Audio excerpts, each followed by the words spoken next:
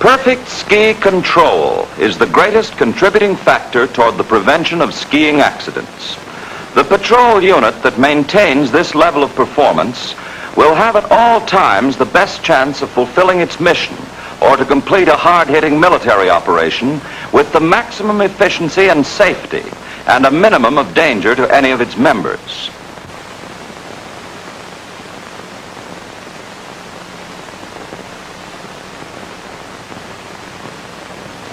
Let us examine the ski patrol as it comes down a moderate slope in long sweeping turns.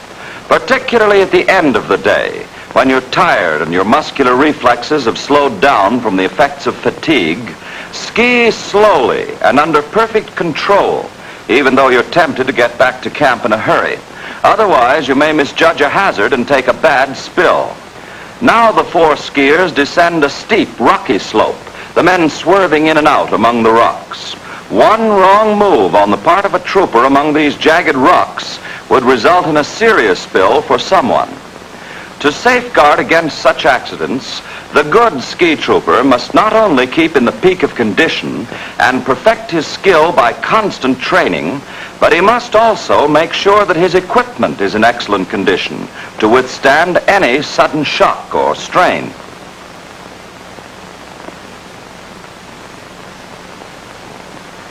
The four men, under perfect control, come to a stop at the edge of a rocky precipice. To safeguard a patrol unit against accidents, it is imperative that each member should know how to check his speed and stop safely in all types of snow on all kinds of terrain.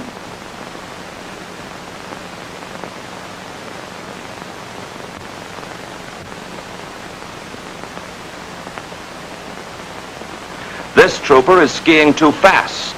He's out of control. Thus you see how the lack of ski control on the part of a trooper will cause a crack-up. Time must now be spent by the other members of the patrol in administering first aid and returning the injured skier to camp, clearly demonstrating how the military effectiveness and striking force of the entire patrol unit is destroyed.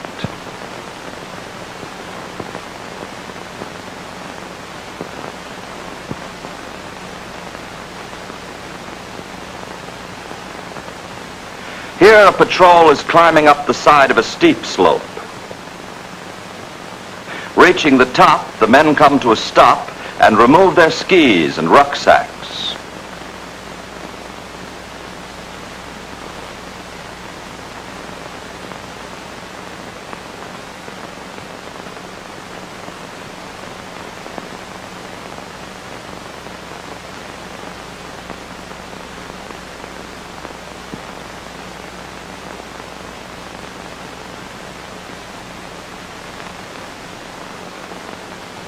Since the snow on the downward side may be of a different texture, the men pick up a handful to inspect it in order to determine the proper wax to apply before commencing the descent.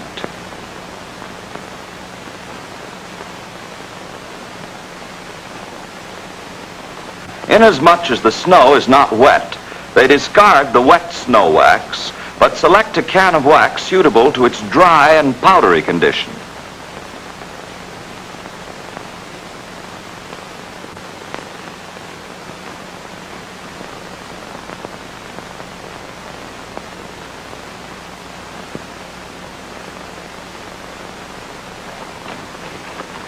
Let us see what can happen if a member of the patrol makes a careless mistake in selecting the improper wax, as well as haphazardly applying it.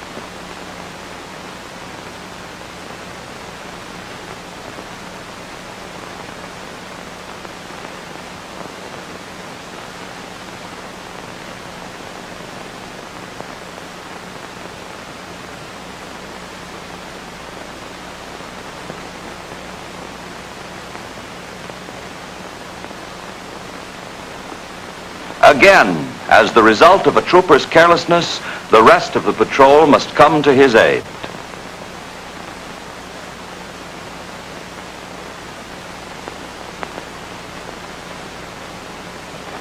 Note how the snow stuck to the running surface of the skis.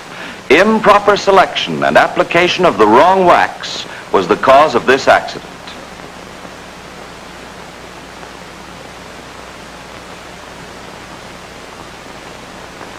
Here is a trooper who, after having reached the peak of a slope, discovers that his ski is not properly adjusted. His heel wobbles because the toe plates are out of line or the heel spring is loose. The good ski trooper will correct this condition immediately. If he doesn't, he will undoubtedly wind up in a bad spill. For safe skiing, it is necessary to keep the ski bindings properly adjusted at all times. Be sure your heel is in the center of the ski, and the toe irons rest snugly against the soles of the ski boot throughout the entire length of the irons. With the bindings adjusted in this manner, the heel is held firmly in line with the ski and cannot shift to one side or the other. The heel spring is kept sufficiently tight to hold the ski boot against the toe irons. If the bindings are properly adjusted and your ski under control, you can travel on a steep slope with perfect safety.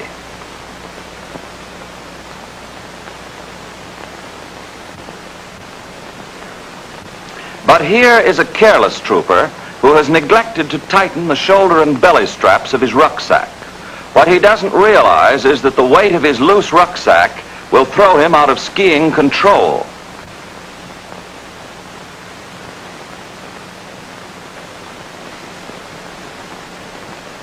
The smart ski trooper will always make sure that his rucksack is adjusted properly, cinching the shoulder and belly straps to hold it firmly against his back.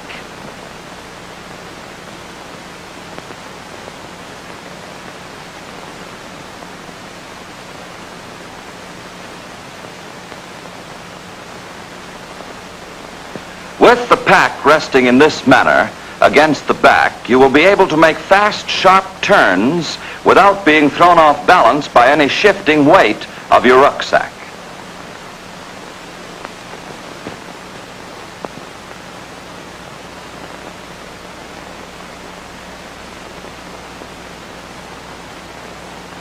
This ski trooper has traveled with too much clothing, and the strenuous exercise of skiing has caused him to perspire excessively.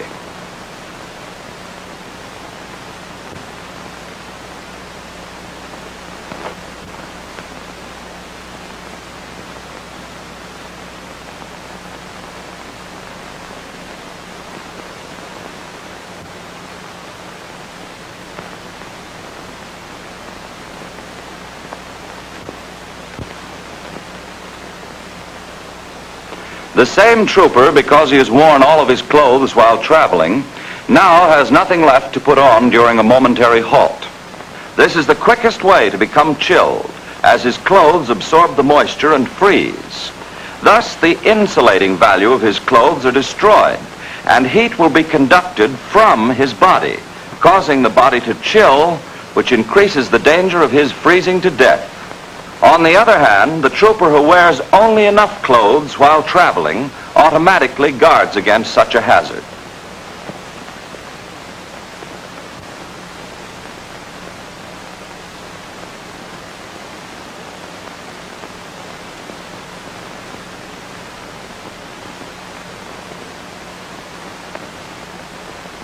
When this skier stops to rest, he will be able to put on an extra sweater or additional clothing and have no fear of contracting a chill, which might hinder the progress of his tour.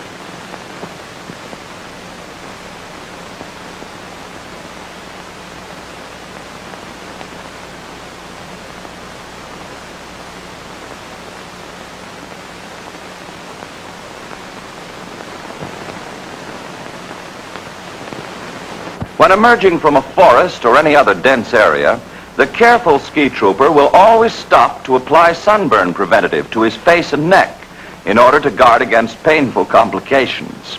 A trooper can become sunburned in winter just as easily as in summer, As in all weather, direct sunlight or reflected light from snow, fog, or clouds can cause a severe burn.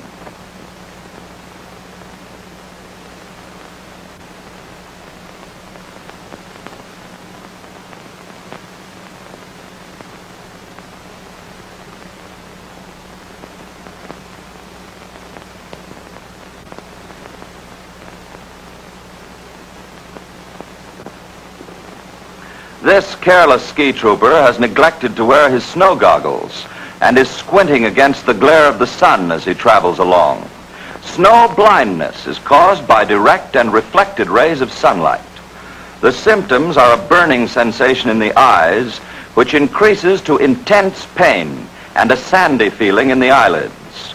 The eyes become red and swollen, and the victim is unable to look at any bright light or white surface, and frequently he is unable to open his eyes. A victim of snow blindness may suffer severe pain for many days and be completely incapacitated. Until the snowblind trooper can be returned to his main base for emergency treatment, a cold compress should be taped over the victim's eyes and gauze wrapped over the compress around his head so that his eyes may be protected from all light.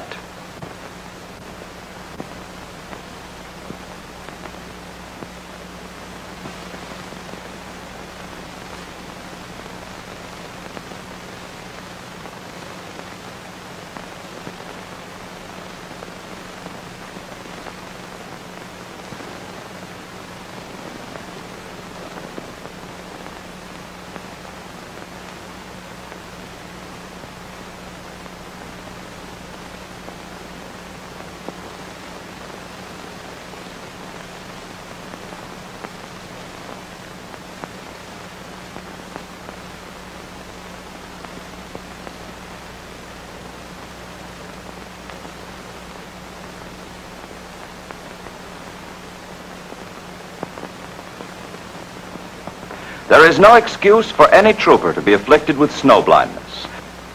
The Army sun goggles issued to each man, if properly used, eliminate all harmful rays of the sun.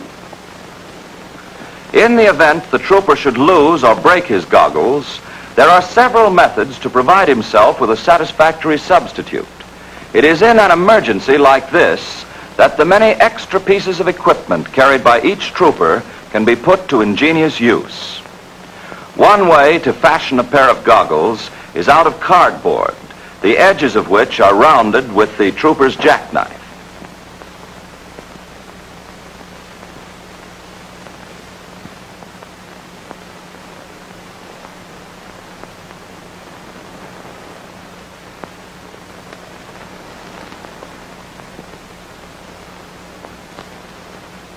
The strip of cardboard is folded in half.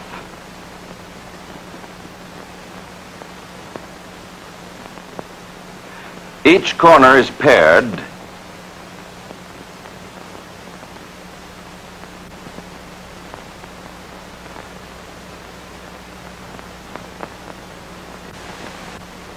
and the cardboard cut in two.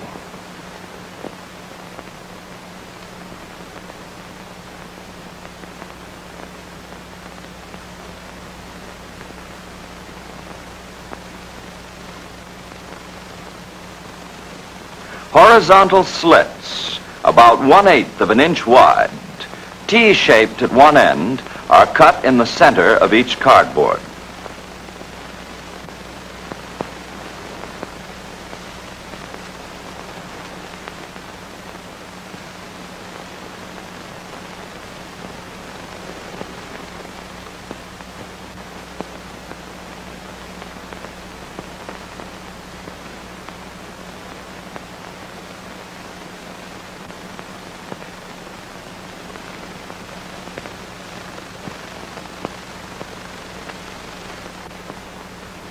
This same operation is repeated on the second cardboard.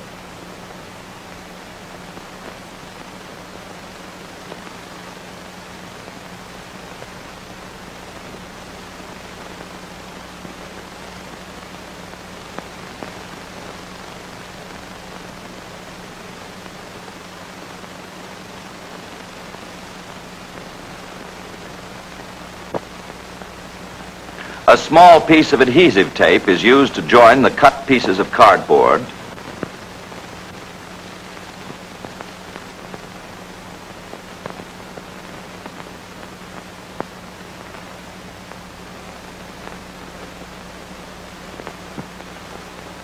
And leather thongs are knotted and threaded through each of the T-shaped ends in order to secure the goggles to the head.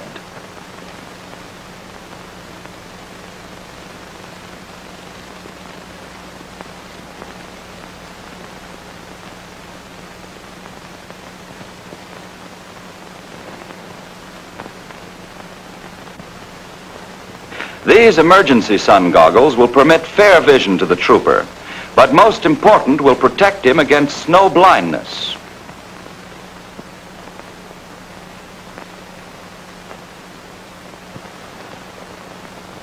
There is a second method to prevent snow blindness when the trooper is without his sun goggles.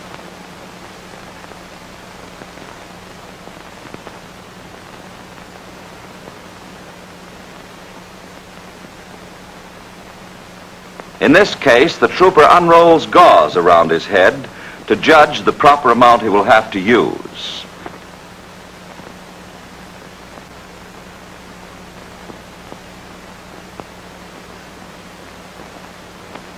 He doubles the bandage and cuts it from the roll.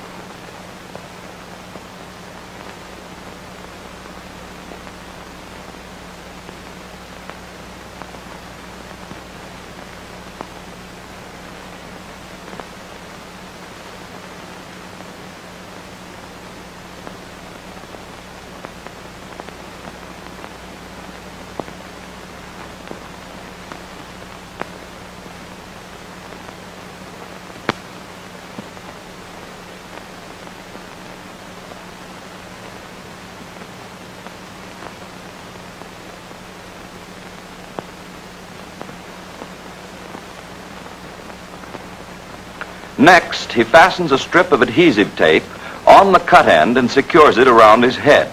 This bandage of double thickness will diffuse the harmful sun rays and still give the trooper an adequate degree of vision until he can get a new pair of sun goggles. The trooper who has damaged or broken his sun goggles should repair them immediately. To wear goggles in this condition is as harmful as not wearing any. Notice the open knife is thrust into the log so that the trooper will not lose it in the snow.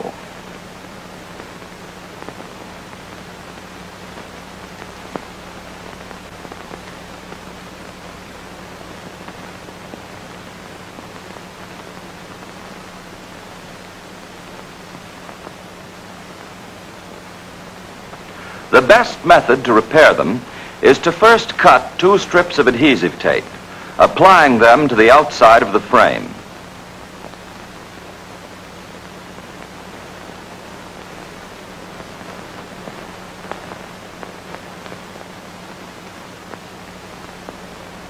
Narrow slits are left between the 2 strips for vision.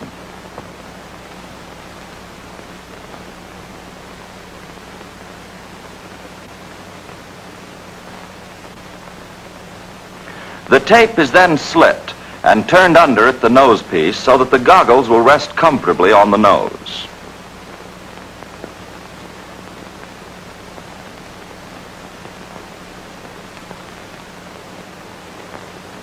To prevent the sticky surface of the tape from coming in contact with his eyes, the trooper places 4 smaller strips on the inside of the goggles to match those on the outside.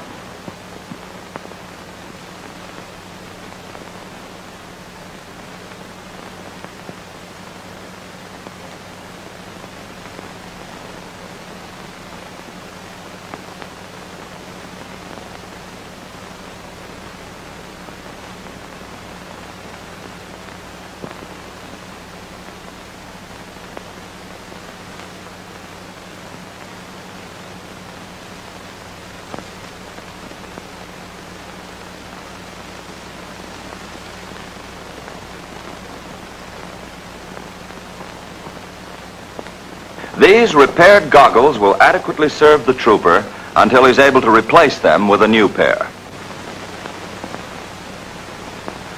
This picture has shown you some of the more important rules for ski safety. It is up to you to see that these rules are not violated. The military striking power of your patrol, the ultimate success of your mission, and very possibly your life itself may depend upon these rules.